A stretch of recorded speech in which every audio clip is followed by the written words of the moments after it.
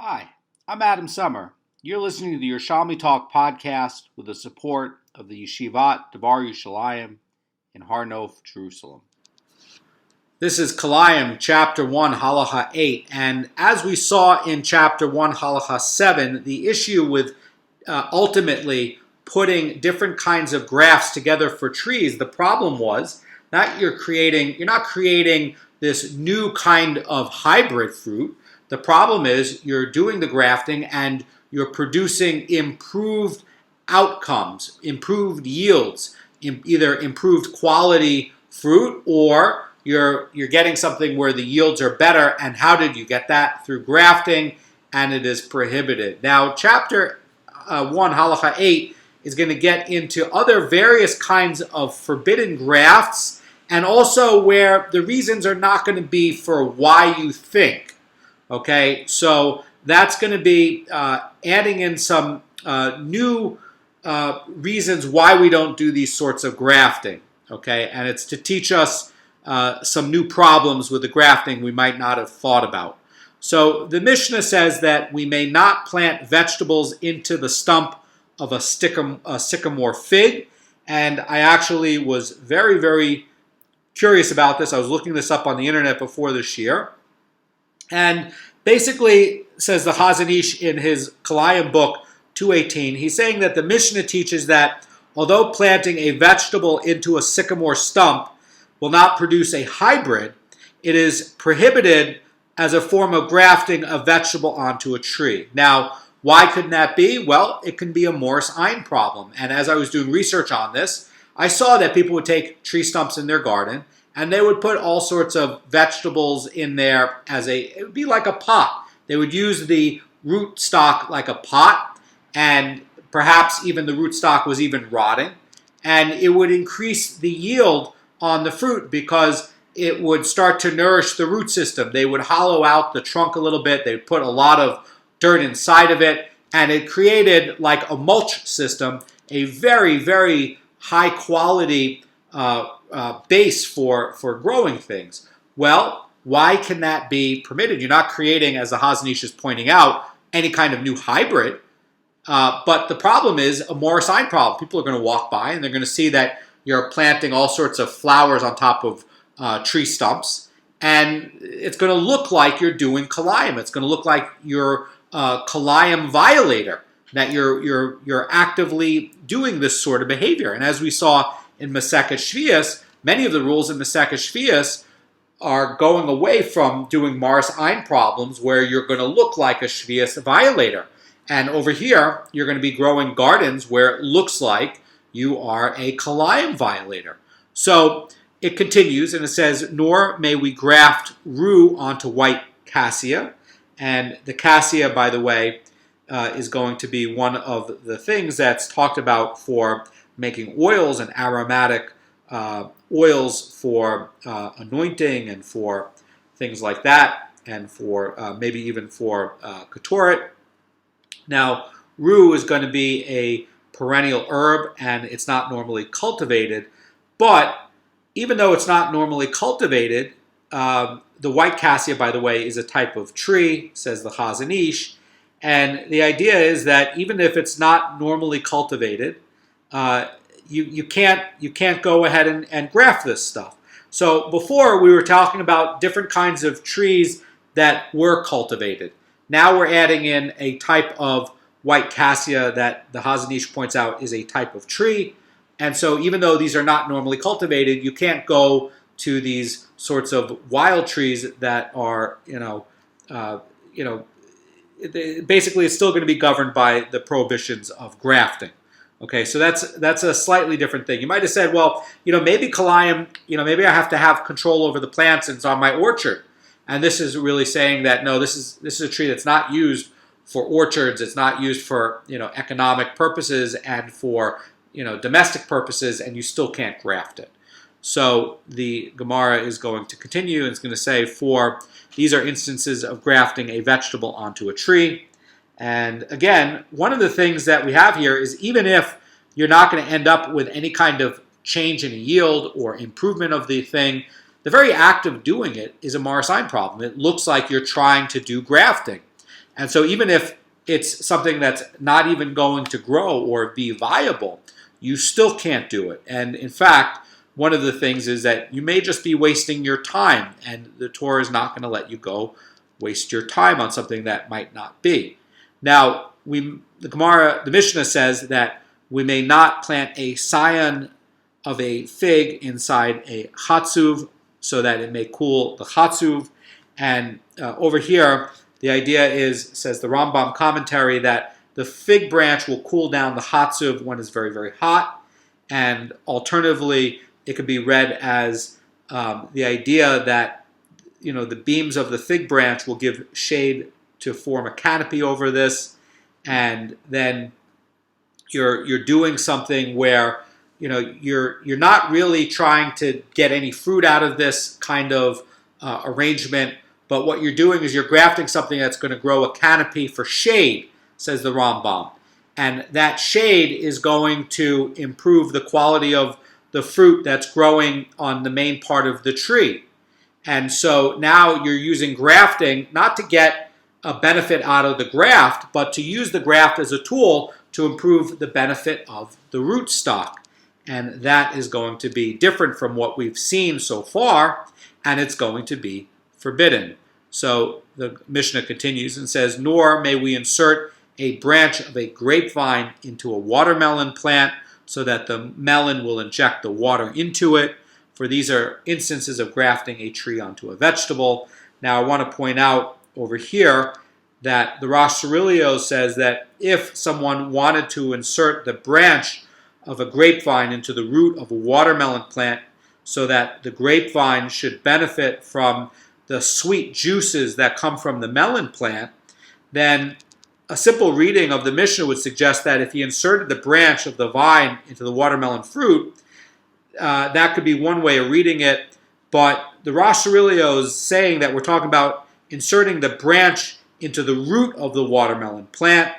The Rosh, by the way, is also going to be saying that. And the Gemara is going to be explaining that even if this is done in a way that violates none of the special laws of Kalei HaKaram, which we know that vines have problems for grapevines, it's forbidden because it violates this prohibition of trying to graft trees with vegetables. You can't do it. Now, the Chazan Ish is going to be pointing out the novelty of this case with the grapevine and the watermelon is going to be that even though the branch, which is still attached to the grapevine, derives the majority of the nutrients from the vine and many of the benefits from the watermelon's moisture, inserting it into the watermelon plant is still considered kilayim of a tree with a vegetable. And as we see that it's forbidden, you're not allowed to even do it, even if you were going to get benefit out of it, even if it was going to produce something.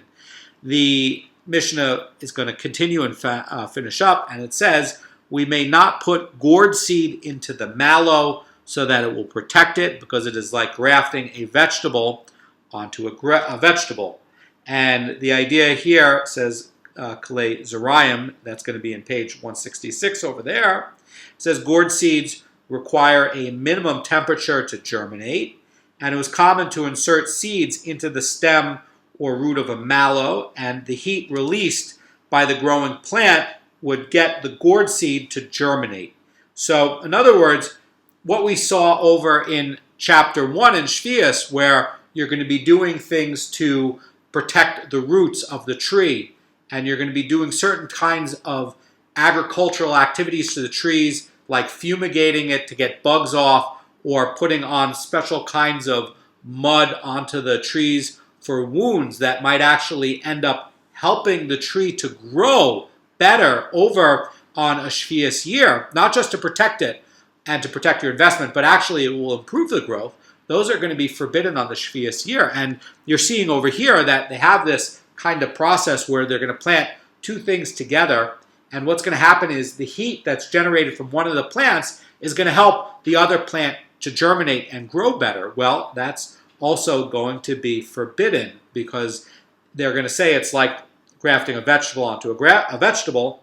And, in the case over here, the Mishnah is teaching that it is a prohibited form of kilayim because one is going to be getting the benefit. Now, you might not be doing a graft, and it might not even be there to produce a hybrid, but one of the component plants is going to benefit the other component plant in some way. And that's what the Mishnah is coming to teach is going to be forbidden. It's very much like you have these sorts of muds that they will put onto the tree in chapter 1 in Shvius, and it will help to heal the tree, but it will do such a good job that it comes to improve the growth of the tree on a Shvius year. And that kind of productive work that improves the growth, that's going to be a problem. And over here, yes, you're not getting a new kind of hybrid, but the idea is that the benefit of this kind of plant is coming to get some sort of benefit onto the other kind of plant and improve it, and that's going to be prohibited as kilayim. Again, that's going to be like what we see where you're going to get this strange sort of graft that we were talking about, the fig inside of the chatzuv, and where the shade of this kind of branch that's going to come, not for the fruit, right? Not any hybrid fruit, but it's going to help the yield coming from this rootstock, and it's going to help the fruit of the rootstock. So that's also going to be prohibited. That's trying to teach us, just like you're not allowed to graft to try to get new kinds of hybrids or species or things like that, you're also not supposed to use the natural characteristics of this one in this sort of forbidden way to improve for that one. Now, keep in mind when you're planting these two things together, as what's going to be coming up later, well, guess what? You're supposed to have minimum setbacks for different kinds of farm plants, and that's what we're going to be seeing with the grapes. So the Mishnah was saying that inserting the branch of the grapevine into the watermelon because of this, prohibition of grafting a tree onto a vegetable, and the Gemara is going to get into this. So Rabbi Zachariah, the son of Rabbi Levi, asked and said, regardless of whether or not this is a case of grafting a tree onto a vegetable, it is prohibited in any event on account of growing foreign plants under a grapevine. And this is going to be a key idea. In other words, not only could there be an issue where you're going to have one thing benefiting another, but Rabbi Levi's son is pointing out that, look, you have rational farms. You're not supposed to be taking one thing from a farm in the same area and planting it together where they're two different species. And over here, now you're going to be having where you're planting it too close and it's going to be under a grapevine and it can use the benefits of the grapevine to help to shade this other plant and to create benefit. That's also going to be a kilayim problem. So the Mishnah says the Pnei Moshe is implying that the inserting of the branch into the grapevine root of the watermelon is forbidden on account of the prohibition of grafting. And the Mara Fulda is pointing out that it should be forbidden for another reason as well, that the watermelon would be growing in the vicinity of the branch that has been inserted into it. And that is going to be a problem with Kalei HaKaram. And so the problem is that you have to have a 6 tefach working area surrounding a single grapevine. And that's going to be another problem. And again, you have to have this distancing of foreign plants only from parts of the grapevine that are going to be above the surface. We're not talking about something below. And the Gemara is assuming at this point that part of the branch is going to be above the ground. It's going to be within 6 tefachim of this watermelon plant. And part of the problem is that one plant can be giving benefit to the other plant, and that's going to be problematic. So the Gemara is going to address this and answer it. And again, this is going to be a very, very, very short Gemara. And Rabbi Yossi says, interpret the Mishnah as referring to a case where he lowers the root of the watermelon plant into the ground to a depth greater than 3 tefachim, and he inserts the branch of the grapevine beneath the ground and plants it into the watermelon root. And basically says the Mara Fulda that he does not insert the vine into a section of the watermelon that is just below the ground surface, but he's burrowing this 3 tefachim beneath the surface, and he's inserting the vine into a section of the root of the watermelon that penetrates at this depth. And the Gemara is going to be saying that he inserts the branch of the grapevine beneath the ground and implants it into the watermelon root. And the Gemara says above the ground, however, the watermelon plant is growing outside of the 6 tefachim work area surrounding the grapevine, where it's prohibited to grow foreign plants. In other words, that's how this is working. We know that the Torah forbids planting foreign plants within 6 tefachim of a grapevine. And by the way, that prohibition applies only to that which is either above the ground or less than 3 tefachim below the surface. But it is permitted to allow roots that are deeper than this 3 tefachim area to penetrate the 6 tefachim radius of the grapevine. And so really what Rabbi Yossi is trying to do is he's trying to explain that this Mishnah is prohibiting the introduction of a grapevine into a watermelon plant where it's this one halachic way where it would be possible. Because normally, if it's going to be within 6 tefachim, it's going to be forbidden from another Torah rule. So that's how he's going to do it without violating it. And the Mishnah is teaching that although this arrangement does not violate the restriction against planting foreign plants within the 6 tefachim area of the grapevine, it's forbidden because you can't graft a tree onto a vegetable. So you might have looked at this and said, well, I can't do this because of farm setbacks, right? And each thing has to have a minimum distance from one another. And that's going to be Rabbi Levi's son's point. Rabbi Yossi is coming along and saying, no, that's not the issue. The reason that this is forbidden, and by the way, here's the way you could do it, right? But the reason that you can't do it is because that you're not allowed to graft a tree onto a vegetable, as the Mishnah is trying to ram home. It's not because of the setbacks of farms, which is a Torah verse, right? But we want to know, are you violating 2 Torah verses or are you violating 1 Torah verse? And this is pointing out you're only violating 1. That is going to be the Kilayim issue with grafting a tree onto a vegetable. But you don't get 2 where you're violating the farm setback area and also the tree onto a vegetable. You just get the 1 Kilayim prohibition. Now, the Gemara is going to try to run this point home to give you the nuance, and then it's going to finish up. So the Gemara demonstrates that this arrangement does not, in fact, violate the Kalei HaKaram restrictions. And the Kalei HaKaram restrictions are, again, going to be in the Torah, and it's going to be where, you have to keep the area where it's going to be a 6 tefach work area surrounding the grapevine. And then within that area, above it, you're not allowed to grow foreign plants. And this is talking about a special way where maybe, this vine is going, one way to the left and the watermelon the watermelon root stock is going to be there, and they've inserted this in. And again, that's trying to graft a tree onto a vegetable. So what about the Kalei HaKaram issues? And the Gemara says that this is in accordance with that which was taught in the Brisa, where it says that regarding roots of matter, that it's matter, M-A-D-D-E-R, not matter as in, it's a type of plant. And it's the translation is going to be piach.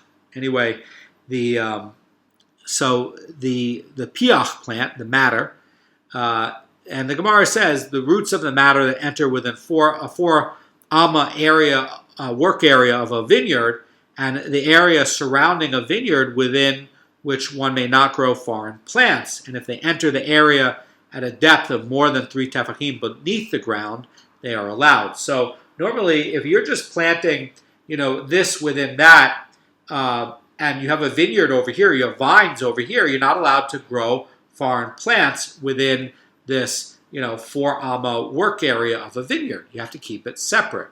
Now, what happens if this rootstock is going to be deeper than 3 tefachim? Then it's going to be allowed.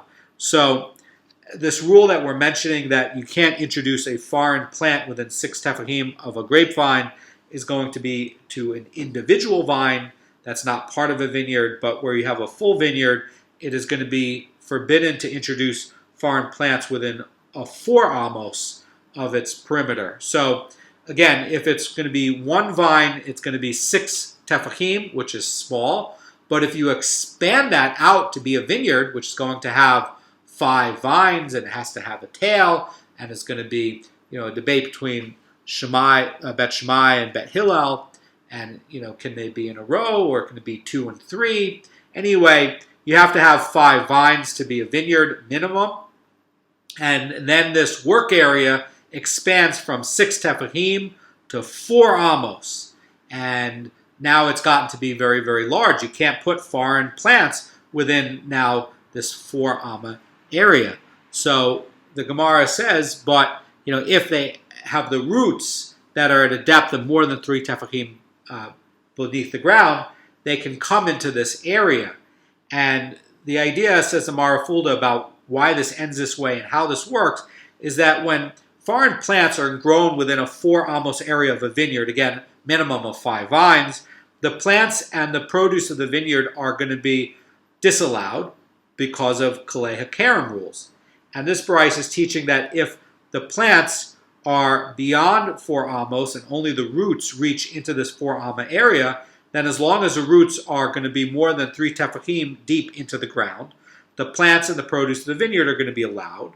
And it follows that the same is true with regard to a 6 tefach area surrounding the individual vine. And then you have where roots growing within that area do not constitute a violation of Kilayim rules as long as they are more than 3 tefachim below the surface. So what is this trying to do? This is trying to set up rules for having rational farms. And, we see the exception is going to have a root system for a foreign plant that's going to be within this 4 amos area of a vineyard, or 6 amos for a regular plant. And then, it's going to be allowed. And again, over here, we're trying to keep things rational according to its kinds. And as human beings, we're trying to grow productive farms, and we have to do it in a way that's going to fit within the Torah to make sure that we're not mixing species or having Mars ion issues where it looks like we're mixing species. And one of the issues is that if you have a vineyard that has these setback problems, well, you can't use that wine for bracha purposes. You can't take it to the temple. You've made it so that you can't get any benefit out of it. So again, it's going to be forcing us to follow the laws of nature and even all sorts of other rules we might not have thought about with grafting, with regards to Mars ion problems, or with regards to, something that you might not produce a hybrid, but you might get some other kind of benefit from this plant to that plant. That's also going to be forbidden. Have a great